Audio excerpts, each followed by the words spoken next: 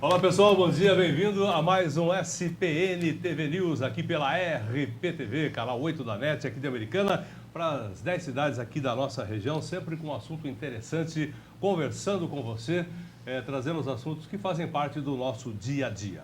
Como sempre, um convidado especial, estou aqui com o Dr. Guilherme Ponce, ele que é advogado, vamos falar sobre ações trabalhistas, vamos falar sobre um monte de coisas que envolvam aí o trabalhador e também a Justiça do Trabalho e também o INSS. Pode ser. Bom dia, doutor, tudo bem? Bom dia, bom dia a todos os telespectadores. É muito bom estar aqui novamente trazendo serviço de informação à população. Você sabe que esse tipo de assunto é redundante. É uma conversa que sempre tem bastante assunto, né? A gente começa de uma maneira e não sabe como é que a gente vai terminar. Por exemplo, eu vou começar de um lado, a gente já chega nessas outras partes que a gente agendou mais ou menos para a gente conversar. Por quê? Nós tivemos aí uma alteração que ainda não foi ratificada, muito pelo contrário, não foi nem aprovada pelo Congresso, né? Das mudanças trabalhistas final do ano passado. Essas mudanças trabalhistas que foram feitas, que estão em vigor? O vigor dessa legislação perdeu eficácia. Mas, como nós estamos nesse Brasil que conhecemos, a chance é enorme de ser dado aquele famoso jeitinho. Porque vem por aí agora um decreto, né? Isso. As mudanças, as piores, né, que foram revogadas pelo decreto, ou seja, aquela situação da mulher poder trabalhar mesmo em setor insalubre quando estiver grávida, né? A parte grossa mesmo da reforma, que tinha sido adiado o debate para poder verificar se realmente tem essa questão polêmica ou não, essa parte voltou à vigência. O que foi cancelado foi justamente essa parte polêmica que tinha sido suspensa a discussão. Então, a reforma da CLT em si permanece em vigência. Agora, a questão de ter perdido a validade, infelizmente, esse Brasil vão dar um jeito. Pelo que eu pude perceber na colocação do senhor, o senhor é contra essas mudanças. Com certeza. Estudos técnicos, eles comprovam que a mulher que vai trabalhar em setor insalubre, de grau médio ou grau pesado, grávida, vai afetar a saúde do bebê e da criança. Então, que situação a mulher está sendo protegida no estado Não, esse é de um gravidez. ponto, mas existem outros pontos. Né? Eu sempre gosto de colocar pelo seguinte, vamos lá. Vamos fazer aqui a história do advogado do diabo para nós cutucar a onça com a vara curta aqui. Vamos ver a resposta que vem do lado de lá, né? Doutor, vamos lá voltar então um pouquinho no passado. A nossa legislação trabalhista, ela é de 1900 e... Tralalá. O tralalá, o senhor sabe exatamente a data? 1920, se não me engano. A trabalhista? Bom, depois disso, ainda não foi na época de Getúlio?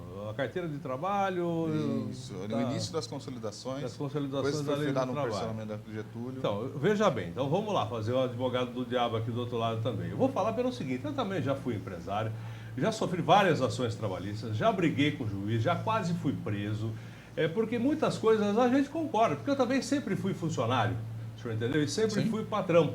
Sim. Então eu sempre tive entre os dois lados da mesma faca, da mesma lâmina. E a gente sabia mais ou menos até onde a gente podia ir e outras coisas lá. E a gente sabe também que tem muito funcionário e tem muito patrão também. Não estou dizendo aqui defendendo nem um lado nem o outro, não. De repente se aproveitam da situação da lei trabalhista para tirar proveito da situação. A gente estava falando a respeito da idade da Constituição, não, da CLT. Leis trabalhistas, da CLT. O senhor sabe que muita coisa mudou daquela época até agora, Com certeza. né? Principalmente no que diz respeito aí à tecnologia, no que diz respeito ao próprio funcionário, entre um acordo patrão e funcionário, enfim, pessoas que trabalham em casa, pessoas que trabalham em trânsito, pessoas que trabalham de outra maneira, a não ser aquela que de repente você sai de casa, vai para a empresa, ou indústria, ou comércio, bate o cartão para o almoço, bate o cartão para voltar, bate o cartão para sair, acabou o expediente normal. A gente sabe que muitas coisas mudaram. Não é o momento de repente, não sei se dessa maneira como for feito, agora é outra história, né? De fazer aí uma reforma trabalhista e uma reforma das leis trabalhistas também, enfim, envolvendo várias outras coisas, para que tudo isso fique legislado, fique aí dentro da lei, não fique só naquela história de ação trabalhista, patrão e funcionário, funcionário e patrão, aquela coisa toda. É uma situação... Pergunta longa, hein? É uma pergunta comprida. A situação é a seguinte: para quem paga sempre acha que está pagando muito. E quem recebe sempre acha que poderia estar recebendo um pouquinho mais, certo? Então, eu diria que o mal do brasileiro hoje é entender que tem muito direito. Só tem direito, todo mundo tem direito. O trabalhador tem direito, o patrão tem direito, e ninguém vê a obrigação, ninguém vê a contraprestação que você tem que dar pelo seu trabalho. E, de outra parte, não vê a valorização que tem que ser feita pelo trabalho ali que o empregado realiza, certo? Então, a mudança de visão, ela tem que acontecer.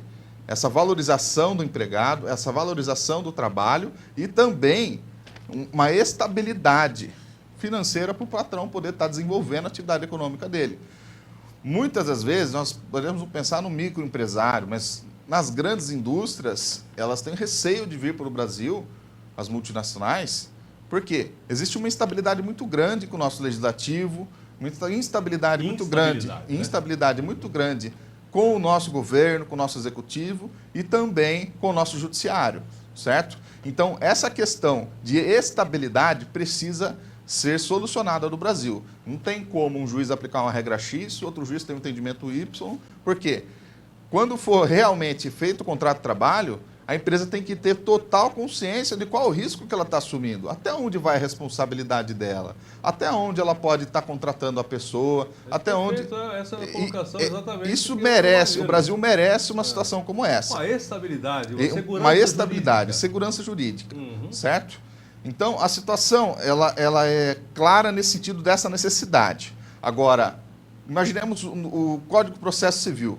Demorou 2 anos de estudo só para legislar na matéria processual civil, só para estipular qual seria a melhor processualística dos casos judiciais. 2 anos. A reforma trabalhista foi proposta, votada, estudada em 2 meses. Então, existe a necessidade de ter um debate, sim, mas ter um estudo profundo e uma análise dos dois lados, não só do patrão, como também do empregado. Concordo, certo?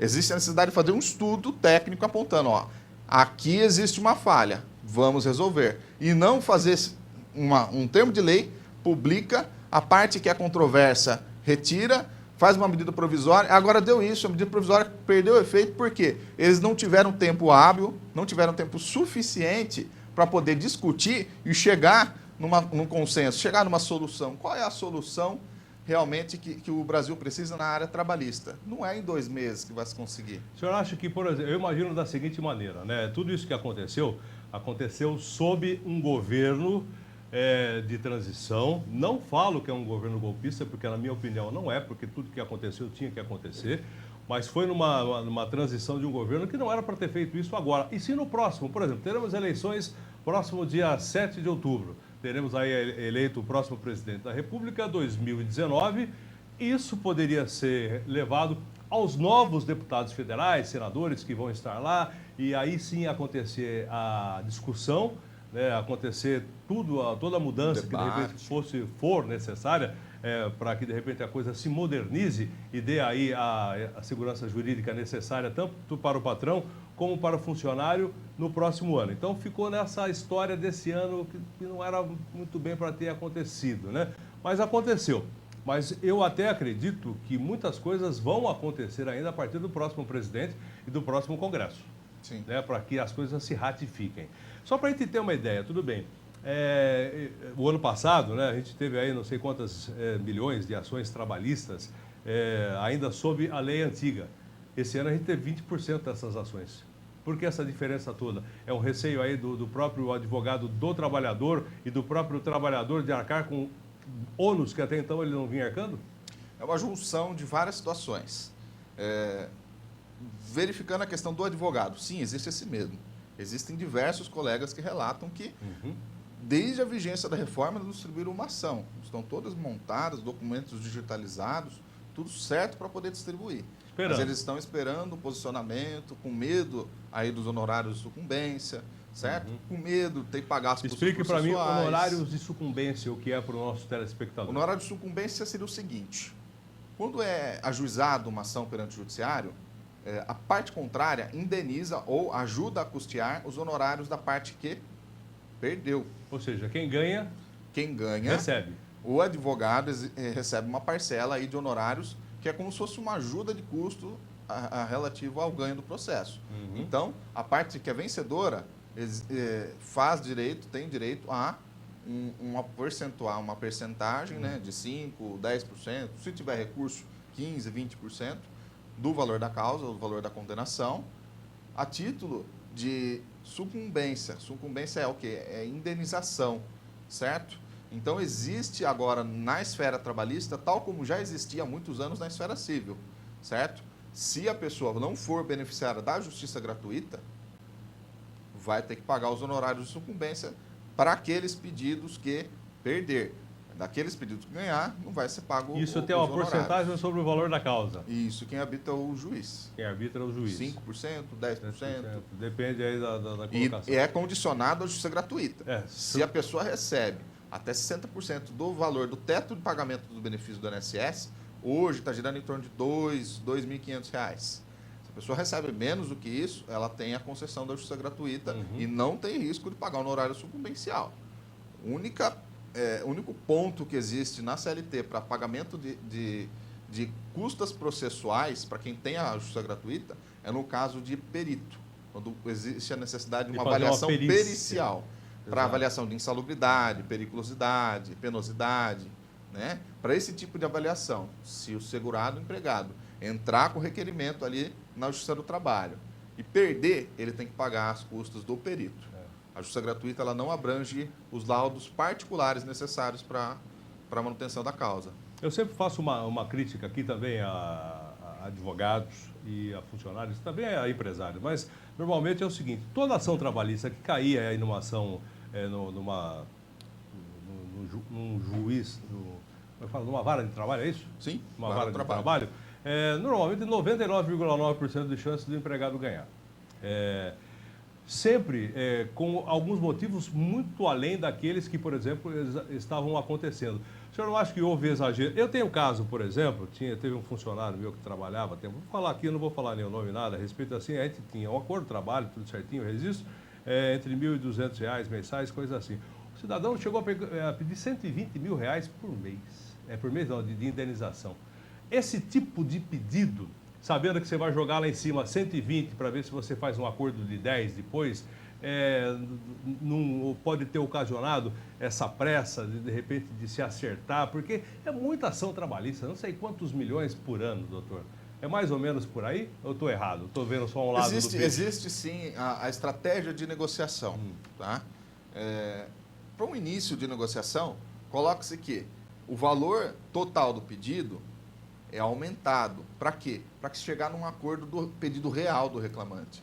Porque se eu vou, por exemplo, efetuar uma venda de um produto para você, imaginemos que eu vou vender ali vamos imaginar um valor maior, uma casa, R$ 150 mil.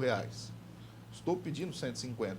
Eu tenho que partir do princípio que você vai pedir para baixar o preço.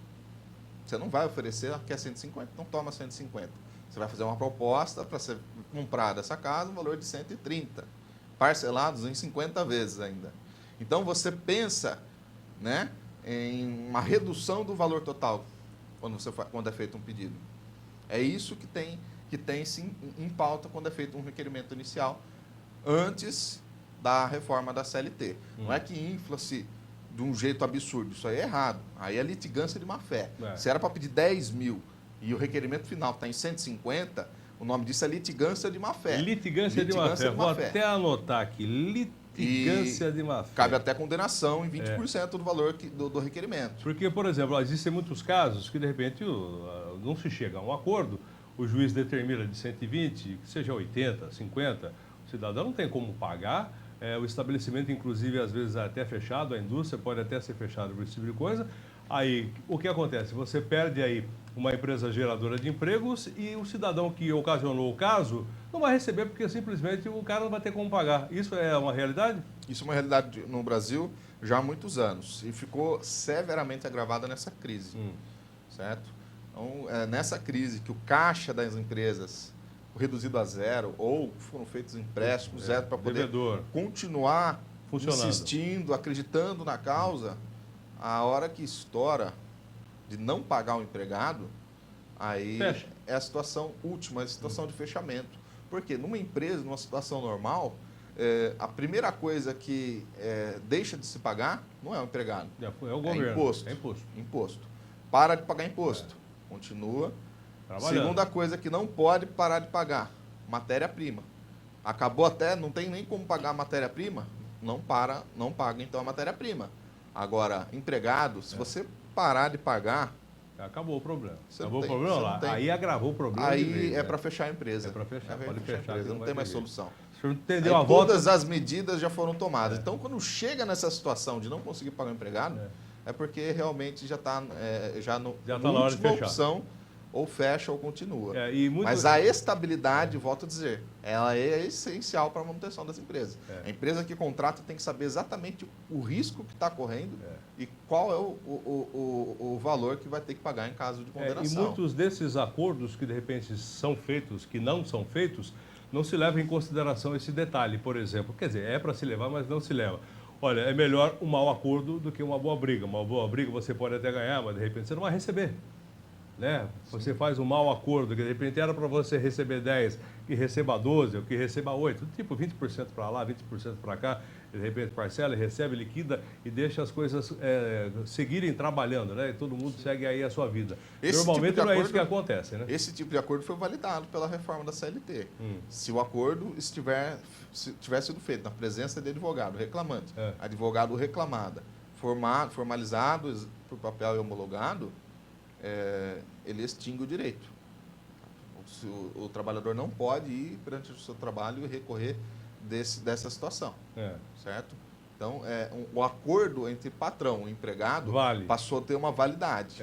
O acordado algo sobre que não existia. Algo que o acordo era nulo, e aí reclamava no seu trabalho, acordo nulo. Porque normalmente é aquela história, faço um acordo, doutor, é o seguinte, vou contratar o senhor aqui para fazer isso, tal, vou lhe pagar aí R$1.000 por mês. Beleza, tal, normal. Daí daqui a pouco a gente se desentende e fala, não tem nada de acordo, isso para mim não tem validade. E normalmente o juiz ia lá, realmente, não está registrado em carteira de trabalho, não está tudo certinho, não tem validade nenhuma.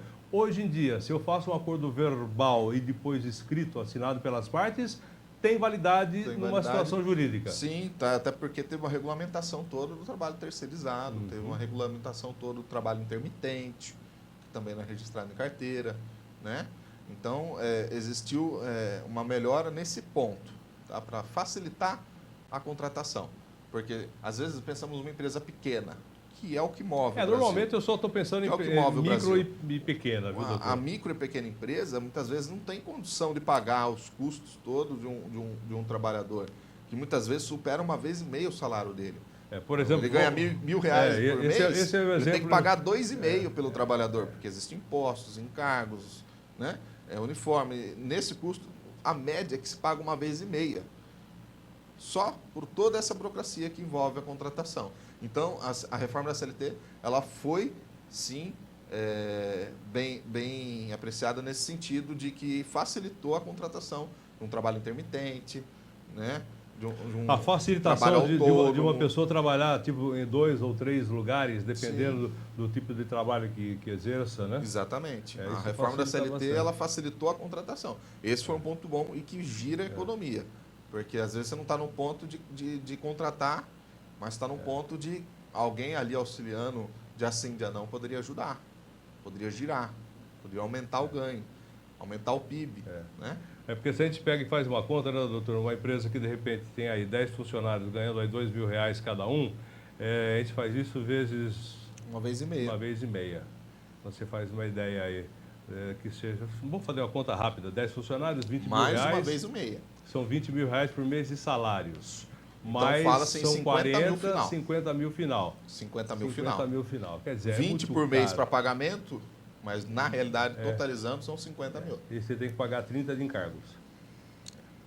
Né? É isso? Exatamente. 20 de salários para o funcionário e 30 de encargos, né, para o governo imposto, e tudo mais. manutenção. Eu tenho, inclusive, mas agora não vai dar tempo de a gente colocar um exemplo exatamente explicando o que acontece com as empresas e aonde vai exatamente o dinheiro do empregado e o dinheiro do trabalhador. Porque, afinal de contas, o trabalhador, quando recebe o seu salário, para ele receber, se ele recebe mais que 1.000, qual é o teto do imposto de renda? Imposto de renda, 1.900. Quer dizer, se recebe acima de 2.000, só para arredondar, ele já tem descontado no mínimo 15%. Sim. em folha, né? Então, dos 2.000 e cacetada, são menos 15. Aí já tem o desconto do INSS da parte do empregado, que já é mais ou menos 3,5% a 4%. É isso aí do funcionário. Quer dizer, daqueles 2.000 que ele teria que receber, ele já sai com 1.600 e alguma coisa, ou menos, né? Entre outros descontos que podem acontecer. Transporte, desconto de convênio de saúde. Quer dizer, na verdade, o contrato de trabalho que foi feito em cima de R$2.000, vou fazer uma conta de besta aqui, né? R$2.000. O patrão ele vai pagar os R$2.000 mais 1.500, é isso? Mais 2.500. Mais 2.500. 2.500 para o funcionário trabalhar. Então, o funcionário de 2.000 tem um custo final de 4,5. 4,5, certo? Para a empresa. Agora, o funcionário que sai com os R$2.000, ele já tem descontado aí 15% do imposto de renda, direto na folha. Mais 4% aí do seu INSS, né? É isso? O INSS está em 11%.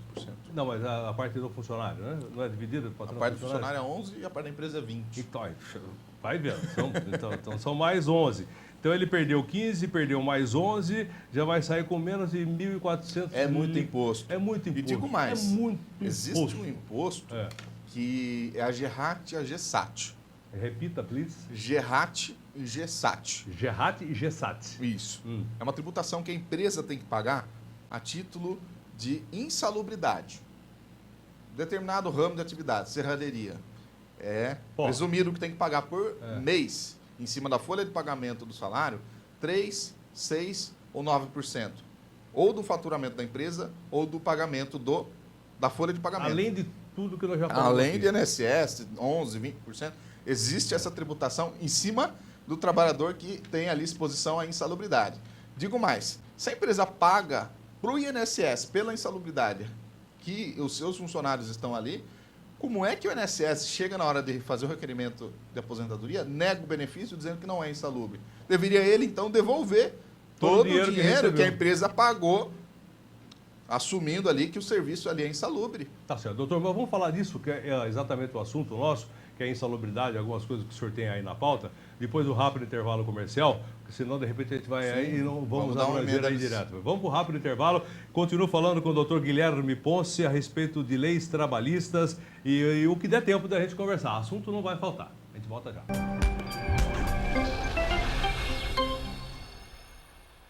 Olá pessoal, quero apresentar para você o café Ibiporá, café orgânico 100% arábica aqui da região do sul de Minas, em 3 maneiras para você tomar, consumir um café de ótima qualidade, café orgânico 100%, sem uma gota de agrotóxico. Tem esse aqui que é exatamente o torrado e moído, tradições, um pouco mais intenso, um pouco mais forte. Tem aqui o café em grão, pacote de meio quilo e também o tradicional. O tradicional, o que é o tradicional? É o café onde você tem aí todos os aromas e sabores de um café de qualidade, café arábica, café orgânico aqui da região do sul de Minas. Eu tenho aqui a colocação para você ver, olha só, todo o café plantado no sítio orgânico Ibiporá, que no Tupi-Guarani é Pedra Bonita. Olha só, 100% arábica e orgânico, alta qualidade devido às condições propícias de clima. É um café que é cultivado acima dos 1.000 metros, né, de altitude, 1.100, 1.200 metros aqui do sul de Minas, entre Andradas e Ibitura. Confira, você vai gostar. Café Ibiporá, é bom você experimentar. SC Design, empresa sólida no mercado, é reconhecida pelos clientes pela qualidade, uma das melhores do ramo, industrialização dos mais lindos móveis para todos os ambientes e atuando também na distribuição de materiais. Orçamento sem compromisso. Rua do Raion, 86, Jardim Esmeralda, Santa Bárbara do Oeste. Telefone 3626-1413, 3457-2028. SC Design. Argentim Palace Hotel. Somos uma empresa hoteleira que oferece atendimento personalizado aos clientes, reunindo conforto, requinte, modernidade e segurança. Suítes bem equipadas, quartos conjugados, apartamento térreo adaptado para portadores de necessidades especiais, completo café da manhã, finais de semanas com tarifas diferenciadas. Avenida da Saúde 561, Nossa Senhora de Fátima, Americana. Telefone 19-3621-7820 ou 3621-7833. www.argentimpalacehotel.com.br.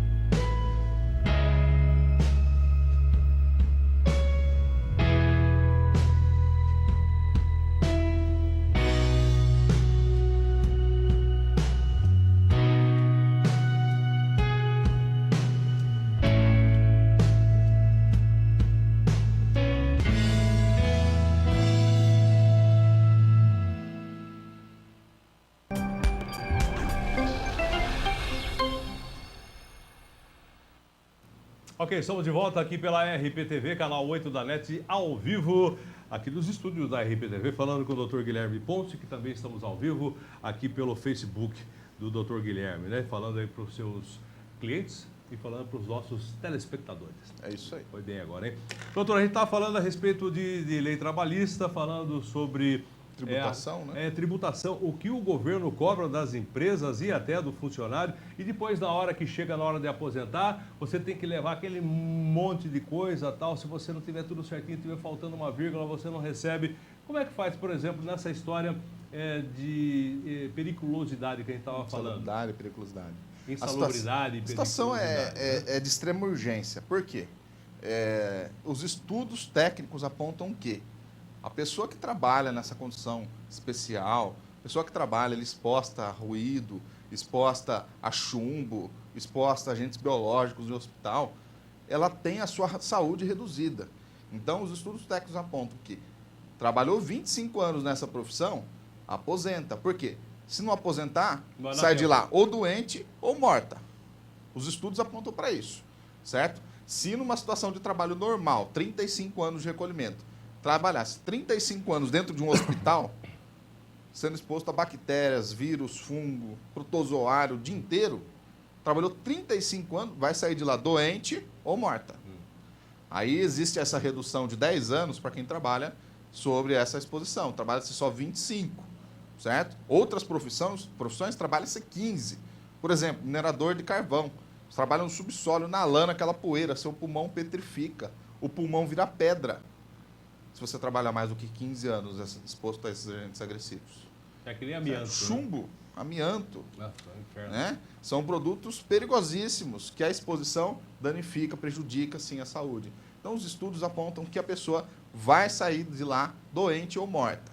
E aí, existe uma tributação específica com base nesse estudo, em que é o que nós falamos de RAT e GESAT, e que essa tributação aponta que já é presumido, a empresa assume o trabalho que é desenvolvido aqui na minha empresa é insalubre e eu estou pagando o imposto disso. E aí o funcionário pega lá o perfil profissional previdenciário, que é o PPP, né? Ou, como normalmente meus clientes chamam, PP. PP? Falta um P. Falta um P, né? Assim, é um jeito de falar, né? Um jeito mais simples. PP. E aí chega o documento da empresa, tá lá certinho dizendo que está exposto a calor, que está exposto a frio, que está exposto a agente biológico, a ruído acima do limite de tolerância, né? E chega no INSS, não. Por quê? Porque a técnica utilizada, ela não é o parâmetro que o INSS exige. Não é nem por questão de amenização. Esse fator já foi até superado pela jurisprudência. Porque o ruído, é consignado que o ruído ele vem de vibração, certo? Então, toda vibração, ela treme. E depende de você treme o coração, auricular, exato, exemplo. treme o tímpano, treme o pulmão, treme a estrutura óssea. Você está tremendo o dia Tudo inteiro. está tremendo o dia inteiro por 25 anos. Então, o seu organismo está sendo prejudicado, mesmo que use o plug que reduz ali o nível de exposição em 18 decibéis. Eu nem sei se reduz tanto assim também, né? A concha, né? Muitas empresas dão, por exemplo, o trabalhador tem uma orelha de um palmo, orelhudo. Pega um computador concha, parece que foi um fone de ouvido dentro, dá lá pro cara e fala que é eficaz. Que eficácia tem nisso? O EPI ele é personalizado, certo? Tanto é que é equipamento de proteção individual. Individual por quê? Porque cada ser humano tem uma anatomia diferente. Cada ser humano tem que ser protegido de uma forma diferente. Não existe um EPI que é totalmente eficaz para todos. Tem que ser feito um estudo, né? E muitas empresas sequer têm ali um técnico de segurança que faz a fiscalização dos seus funcionários. Cabe à empresa fiscalizar se o funcionário está usando ou não o EPI do jeito certo, dar o curso, né? Muitas empresas, joia, tem uma semana de segurança do trabalho. Que nem eu já vi no hospital de Santa Bárbara, Santa Casa de Santa Bárbara, tem uma semana só para falar como tem que se usar o EPI, como tem que ser feito se, em caso de corte, em caso de enfermeira simplesmente furou a mão, a agulha pode estar infectada, toma-se aquele coquetel. Anti-AIDS, existe esse tipo de coisa, toda uma preparação. Agora tem empresa que simplesmente deixa lá e na hora de entregar o documento diz EPI eficaz. Agora, deixa eu fazer uma pergunta aí, doutor. A gente está aí sob transição quer dizer, dois lados, né? O antes e o depois. também no INSS. Pessoas que já estão nesse mercado de trabalho. Vamos chamar aqui a atenção, mercado têxtil. Que, aliás, a Americana já foi aí a princesa tecelã. Hoje em dia as coisas estão mais para outros segmentos do que o têxtil. Mas o têxtil a gente ainda existe, é forte. É forte, lógico, a gente sabe que é, mas foi muito mais. E as máquinas mudaram também. Antigamente o ruído era maior pelo... Enfim, o tear era mais rústico. Ficaram mais modernos, mas o barulho também aumentou muito, porque são os jatos a ar e jatos a água. Mas o barulho é intenso e intermitente durante todo o dia, enquanto a empresa estiver trabalhando. Esse tipo de pessoa que já está no mercado de trabalho, ela vai ter aí algum benefício maior do que quem está entrando agora no mercado de trabalho? Ou são coisas que não tem nada a ver uma coisa com outra? Essa situação do direito previdenciário, existe um princípio que eu tenho que explicar para poder responder essa pergunta. Tá? No direito previdenciário, o princípio é tempus regit actum. Significa o quê? O tempo rege o ato, certo? Então, se o ato de trabalho foi lá em 1985, qual é a lei que tem que ser observada? A lei de 85.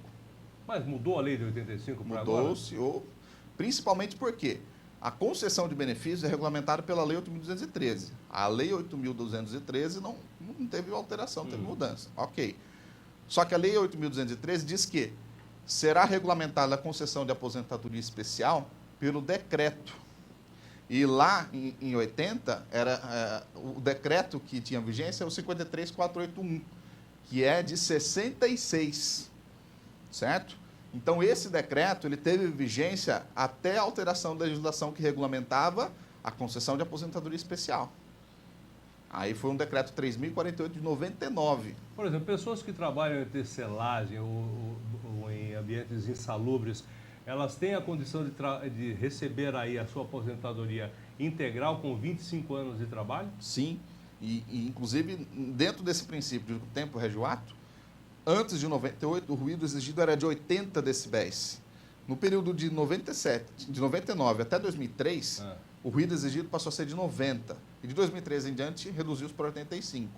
Tá? Então, com a modernização dos equipamentos, emitindo mais ruído, o ruído ele diminuiu para ser favorável hoje em dia. Antes era 90, agora é 85. Então, a necessidade de quantificação do ruído, ela teve uma diminuição e os maquinários tiveram um aumento no ruído. Então, é uma situação totalmente favorável para pedir a insalubridade aí perante a exposição de barulho, que seria mais o setor industrial. Né? Eu trouxe um dado aqui que é o Ministério de Trabalho e Segurança Social. O Ministério do Trabalho e Segurança Social publicou a sua ementa de número 87, que diz o quê? O trabalhador de tecelagem que tiver exposição antes de 98 não precisa quantificar se está acima de 80 decibéis, se está acima de 90, se está acima de 85. Só pelo fato Basta dele ter ser trabalhado no setor têxtil. Antes de 98. Antes de 98. Exatamente. Por quê? Não era exigido laudo técnico de barulho. Naquela época. Naquela época não era exigido. Não existia esse estudo, não era tão... a proteção do trabalhador, né? Não existia nem o Ministério do Trabalho. Entende? Então, não era obrigatório aí a emissão de laudo de barulho. Então, para aquele trabalhador que teve ali a exposição ao barulho, mas não tem o laudo, parecer técnico do Ministério do Trabalho e Segurança Social, número 87, que vai estar sendo fundamentado, sendo aventado corretamente, vai estar gerando a concessão de aposentadoria especial, mesmo sem a quantificação, 80 decibéis, 90 decibéis, até 98. De 98 em diante, aí passou a ser exigido o laudo de medição. Tá? Mas muitas regras que o INSS aplica até hoje são dignas de ser anuladas na justiça. Então, não é porque pegou o não do INSS que tem que fugir. Pegou, vai procurar um advogado e vai para a briga. Lembrando que tudo isso que a gente está falando aqui não tem nada a ver com o fator previdenciário, que é outra história. Não, né? é outra situação. É outra situação. O fator previdenciário é uma coisa, aqui a periculosidade também, a insalubridade são outros detalhes. Tem outra ainda, a penosidade. Penosidade. O que é penosidade? Penosidade é um trabalho que ele exige uma concentração muito grande para ser feito. Por exemplo, o motorista de caminhão. Muitas ocasiões, o ruído não chega lá os 90 decibéis, 80 decibéis. que não é tão barulhento. Mas ele tem um grau de concentração. Dirigir o dia inteiro, concentrado, travado, na mesma posição, sem poder levantar, esticar a perna. Você não pode parar. É pique. Tem que ter o... Quer dizer, normalmente então o é pessoal um exige trabalho aí prazo penoso. de um saída trabalho penoso. e... Né? Interessante. Agora, periculoso, uma situação de trabalho periculoso, vigilante. Recentemente, tivemos uma jurisprudência do STJ dizendo o seguinte: quem trabalhou como vigilante, mesmo depois de 95, tem direito à aposentadoria especial. Você trabalhou 25 anos como vigilante, aposentadoria especial. Antes, a legislação previa que só até 28/4/95 é que o vigilante poderia ser enquadrado como especial. Tá certo. Bom, doutor, nós estamos chegando aqui ao final do programa. Eu já, de antemão, a gente já conversou sobre isso, mas eu quero ratificar mais uma vez aí um convite para a gente estar conversando a cada 20 dias, a cada 30 dias, pelo menos aqui, para o pessoal que está em casa mandar as perguntas e a gente vai respondendo, porque o doutor Guilherme, ele é especificamente INSS e também trabalhista, né, doutor? INSS e trabalhista, que a gente pode estar conversando aí, né? Então a gente aproveita e manda um alô especial para o pessoal que está na live do Dr. Guilherme Ponce e a gente continua ao vivo aqui ainda no finalzinho do nosso programa aqui pela RPTV. Doutora, mais uma vez, obrigado aqui pela participação. Daqui uns dias a gente entra em contato mais uma vez e eu vou mandar aqui, atenção, você que tiver quiser qualquer esclarecimento com o doutor, ações contra o INSS, trabalhista, civil, você pode entrar em contato aqui com o Dr. Guilherme, ou então com os seus assessores, os seus colaboradores, né? A gente pode falar assim. Ou vamos passar aqui o seu e-mail, né? Guilherme Ponce. Aliás, faltou um detalhe, hoje o senhor me perdoe de não colocar aqui no nosso GC, mas na próxima não vai faltar. guilhermeponce.adv, de advogado, adv@gmail.com. Vou repetir para você. Guilherme Ponce, certo? Com c.adv@gmail.com. O telefone do doutor é o 98107 6061, certo? Para você que quer esclarecer. Ou então aqui na rua 7 de setembro, 201, dá uma passadinha, conversa lá, toma um café, uma água e de repente. Por quê? Hoje em dia a gente não faz nada, quer dizer, não se faz justiça sem o advogado, para começar a conversa, né? Justiça não se faz sem advogado. Não adianta falar que de repente você vai resolver sozinho, você vai atrás, você pode até ir, vai demorar e muita coisa de repente pode ficar para trás e depois você vai chegar lá na frente e vai ter que dar uma volta enorme para consertar toda aquela carga que você fez lá atrás. Porque o advogado perde dinheiro. E perde dinheiro, com certeza, né? Tem Tudo que isso consertar, perde tudo que ficou para trás. E quem paga errado, paga duas vezes. Tem essa, né? Doutor, obrigado mais uma vez, sucesso. Estamos aqui disponíveis sempre para a gente conversar. Vamos agendar ainda para esse mês. Hoje é dia 14, né? Ah, tá aí, 14. Muito obrigado, hein? 14 de maio de 2018, 11 horas e 2 minutos. E a gente vai agendar ainda até o final desse mês, comecinho do outro, para falar com o doutor Guilherme aqui no nosso SPN TV News. Tchau e até amanhã.